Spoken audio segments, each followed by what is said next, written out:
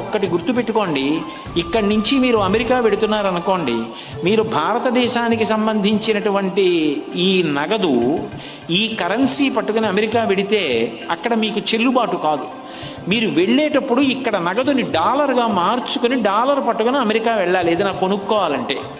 అట్లాగే మీరు ఇక్కడ శరీరాన్ని వదిలిపెట్టి వెళ్ళిపోవడం అన్నది ఎవరికైనా తథ్యం.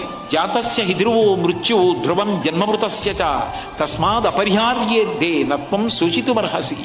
ఎవ్వరూ ఉండిపోరు శరీరంతో, ఎవరైనా శరీరం వదిలిపెట్టవలసిందే. కానీ ఎవరు స్వర్గలోకానికి వెడతారు అంటే, ఎవరు భగవంతుడు తనకిచ్చిన విభూతిని 10 మందికి పనికొచ్చేటట్టుగా ఉపయోగించాడో అది పుణ్యం.